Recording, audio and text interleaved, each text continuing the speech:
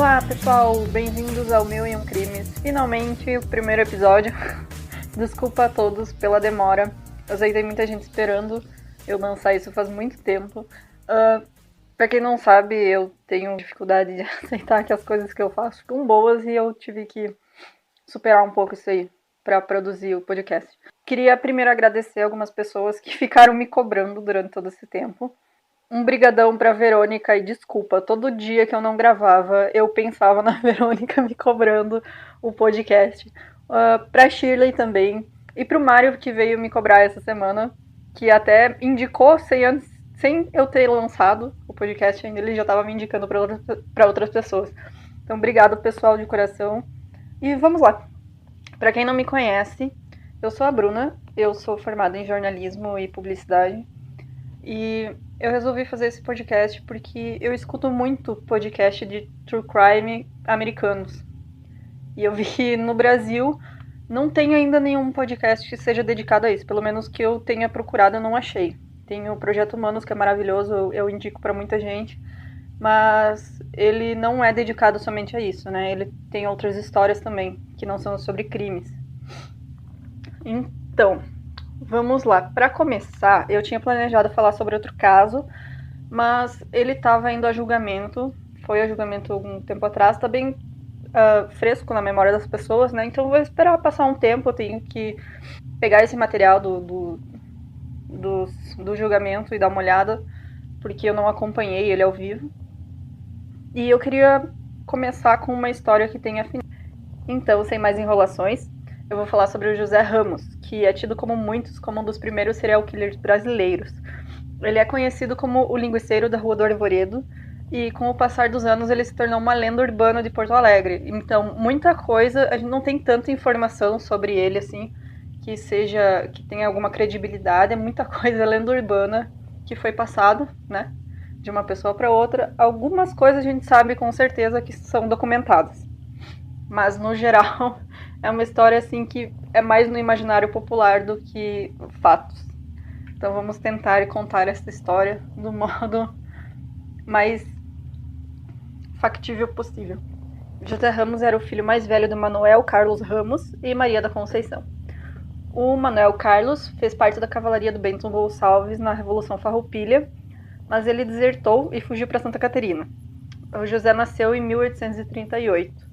E dizem as histórias que o José adorava ouvir as histórias do pai sobre a guerra e sobre seus feitos na Revolução, que ele tinha interesse especial sobre o toque de degolar do esquadrão, e ele pedia por detalhes de como era feita a degola dos inimigos. Dizem, né? Não sabemos ao certo. Então, desde criança ele tinha essa fascinação pela morte, pelo estrangulamento e degolação de pessoas. O Manuel Ramos, que era o pai do José, ele bebia muito, acredita-se que ele tenha sido alcoólatra, e ele batia na Maria da Conceição, que era a mãe do José. Em uma dessas vezes que o pai dele bebeu e agrediu a mãe, o José pegou uma faca e atacou o próprio pai para defender a mãe. Poucos dias depois, o pai dele morreu em consequência dessa facada.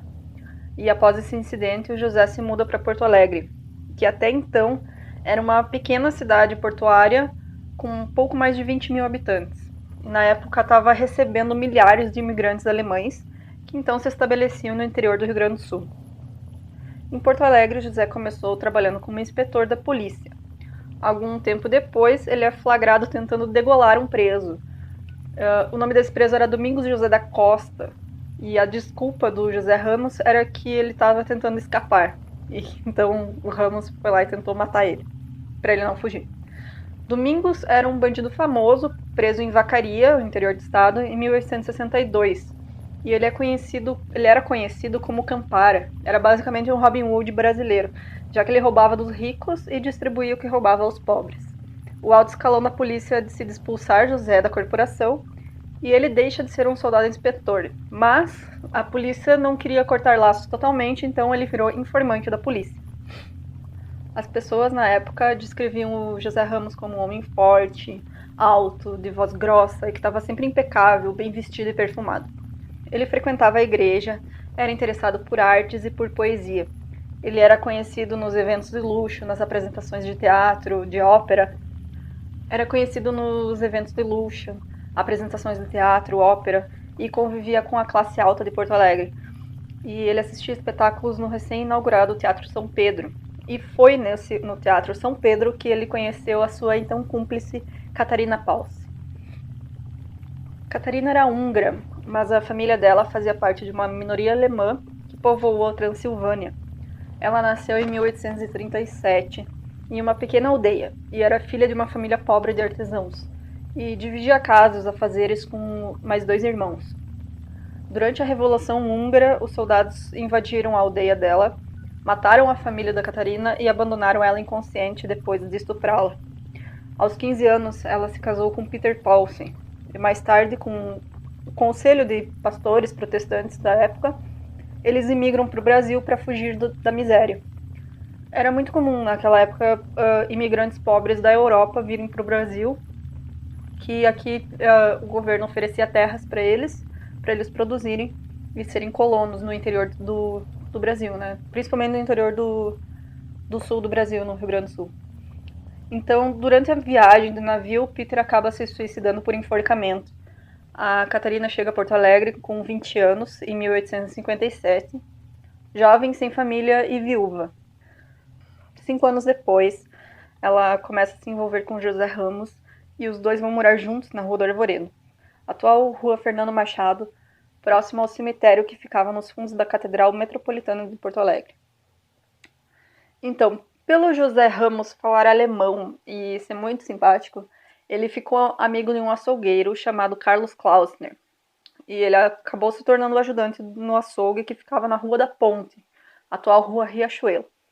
O Klausner tinha emigrado da Alemanha para o Brasil em 1859. E, ao contrário de outros imigrantes que vinham como produtores rurais, colonos, etc., ele veio com o status de proprietário, o que dava distinção para ele dos camponeses e dos demais imigrantes, já que ele podia abrir o próprio negócio e por isso ele teria algum dinheiro. Apesar de ganhar um bom dinheiro, o Klausner não era aceito pela classe alta, pois sua profissão era mal vista, porque ele estava sempre empunhando facas e instrumentos de corte, estava sempre sujo de sangue, e no caso específico do Klausner, ele tinha uma cicatriz no rosto, que dava um ar mais feroz para ele. Como o trio começou a agir? Segundo relatos, eles começaram no ano de 1863. O José e a Catarina frequentavam locais públicos e checavam com antecedência quais homens que frequentavam esses locais eram ricos. Então a Catarina seduzia eles e davam preferência aos imigrantes alemães, porque ela não sabia falar muito bem português. Então o plano consistia em ela seduzir a vítima, atraía eles até a casa do Ramos, onde então eles roubavam os pertences da vítima e degolavam. Então os dois, o Catarina e o José Ramos, eles esquartejavam e descarnavam os corpos. E José levava a carne até o açougue para que fosse transformada em linguiça. A linguiça humana era a ideia de Klausner, que sugeriu como uma forma de acabar com as evidências dos assassinatos. Sem corpo, sem caso, né? Os ossos eram dissolvidos em ácido ou incinerados no açougue, e não se sabe ao certo, mas acredito que o número de vítimas deles tenha sido em torno de 6. Então, a motivação do crime deles era basicamente para roubar. A linguiça humana, que transformou as pessoas da época em canibais sem saberem, foi, na verdade, uma consequência deles tentando se livrar dos corpos de suas vítimas. Em agosto de 1963, o açougueiro Klausner falou ao casal que ele tinha planos de se mudar para o Uruguai. Ele estava com medo que os assassinatos fossem descobertos e queria ir embora antes que isso acontecesse. Ramos ficou com medo de ele entregar o casal e acabou matando e enterrando Klausner no jardim do açougue. Com a morte de Klausner, que era quem sabia fabricar as linguiças, o casal eles não faziam mais a carne de suas vítimas, né? Não faziam mais linguiça. Eles então apenas enterravam os corpos ou jogavam em um poço. Então José e Catarina tomam posse do casarão e do açougue de Klausner, alegando que eles haviam comprado dele e que o açougueiro tinha ido para o Uruguai, como ele estava planejando há algum tempo. Um ano depois deles matarem o Klausner, em 1804, um comerciante português chamado Januário e o caixeiro de 16 anos dele, José Inácio de Souza Ávila, desapareceram. E os vizinhos do José Ramos e da Catarina haviam presenciado o português e o caixeiro com o José Ramos um dia antes do desaparecimento. Então, a partir daí, a polícia intimou o José para que se explicasse. E ao chegar à delegacia, ele não revelou o que tinha acontecido, que eles tinham matado os dois, né? Mas alegou que os desaparecidos teriam embarcado para Caí. Ao final do depoimento, o chefe de polícia, Dário Rafael Calado, não tinha se convencido da história do Ramos, então ele decidiu investigar mais. No dia 18 de abril, a polícia buscou provas na casa do casal, na Rua dos Arvoredos. No porão da casa, eles encontraram pedaços de um corpo humano, já em avançado estado de decomposição. E a vítima foi identificada como o alemão Carlos Klausner, que era dono do açougue. Além disso, no poço desativado nos fundos da casa, a polícia encontrou os corpos do taverneiro Januário Martins Ramos da Silva e seu caixeiro José Inácio de Souza Ávila. E eles também estavam esquartejados. As buscas no poço seguiram e a polícia encontrou ainda o cadáver de um cachorro preto. Dizem que era do caixeiro e o ajudante. A partir daí, a polícia prendeu os dois e, como a Catarina mantinha um diário, ele foi o ponto de partida para a investigação das mortes. E a Catarina foi pressionada e confessou à polícia que naquele local haviam sido mortas 6 pessoas e que foram transformadas em linguiça pelo açougueiro. Com a confissão da Catarina, o delegado ele ficou numa situação porque, de um lado, ou ele resolvia o caso dos desaparecimentos e mortes dessas pessoas, e, por outro lado, o acusado era um dos seus informantes, que era pago pela polícia. E, além disso, as evidências mostravam mesmo que os corpos tinham sido transformados em linguiça.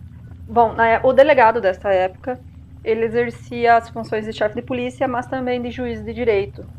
E com isso, ele fez com que os vínculos do José Ramos com a polícia não aparecessem nos inquéritos policiais e no cumprimento das funções judiciais.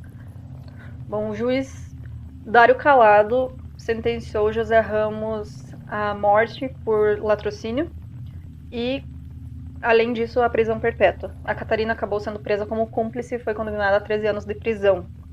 E ela morreu anos depois, internada em um hospício. Existem alguns relatos de que o Ramos foi avistado livre depois da condenação dele. Possivelmente ele foi solto, não existem provas concretas disso, mas na época era muito comum isso acontecer, porque Dom Pedro II, que governava o Brasil naquela época, ele não gostava da pena de morte e ele distribuía indultos a certos condenados. Então é bem possível do Ramos ter sido solto e não ter cumprido toda a sua pena, que além da pena de morte, ele também tinha a prisão perpétua, né? E ele acabou saindo. A parte de lenda dessa história acaba sendo as linguiças de carne humana, porque esse processo ele está atualmente no Arquivo Nacional do Rio de Janeiro. E alguns historiadores eles dizem que o arquivo está incompleto, faltam folhas e ele é todo manuscrito em português arcaico. Então, com o decorrer dos anos, as provas sobre as linguiças fabricadas com carne humana foram inviabilizadas. Então não dá para ter certeza se isso realmente aconteceu. Nunca teremos certeza se a história é verdadeira ou não. Esse caso ele acabou sendo abafado na época pela polícia, pelo José Ramos ter essa ligação com a polícia, mas ele acabou repercutindo internacionalmente, né, em outros países. Até o Charles Darwin ele ficou sabendo do caso em Londres e ele escreveu sobre o caso.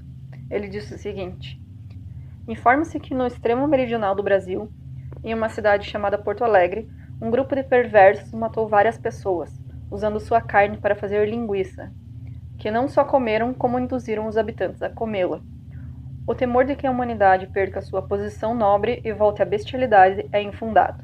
Regressões ocasionais ocorrerão, há chacais adormecidos em cada homem. Esse caso ficou tão famoso com o passar dos anos que ele acabou virando livro e virando documentário. Então tem vários livros Em 87, um deles é o Cães da Província, do Luiz Antônio Brasil. E ele incluiu a história dos crimes da Rua do Arvoredo na história dele. Em 96, teve o livro O Maior Crime da Terra, O Açougue Humano da Rua do Arvoredo, que é do historiador Décio Freitas, que ele é uma pesquisa bem profunda sobre o assunto. Para quem tiver interesse, então é bem interessante. A RBS, que é afiliada da Rede Globo aqui no Rio Grande do Sul, ela também produziu um documentário sobre o caso, e um outro trabalho independente, um documentário, já tinha sido produzido também. Também, em abril de 2006, a Globo apresentou um documentário de 40 minutos com dramatização no programa Linha Direta Justiça. E é bem legal porque a produção procurou informações nos arquivos públicos no Rio de Janeiro e em Porto Alegre e verificou desde recibos, passaportes até as autópsias dos corpos das vítimas.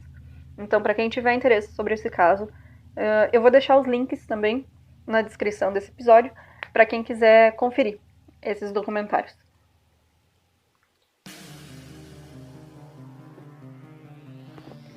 Então, pessoal, eu espero que vocês tenham gostado. Eu peço desculpas pelo áudio, porque no momento eu não tenho nenhum microfone que seja muito bom para gravar, então eu estou gravando com o celular. Mas esse é um projeto que eu sempre quis fazer e eu estou fazendo com muito carinho. Eu espero que vocês gostem. Por favor, podem comentar, deixar comentários, mandar mensagem, falar direto comigo o que vocês acharam, me mandem dicas, comentem sobre casos que vocês queiram que eu fale. E, bom, é isso. A gente começa pequeno, mas espero que vocês gostem e que venham muitos episódios por aí.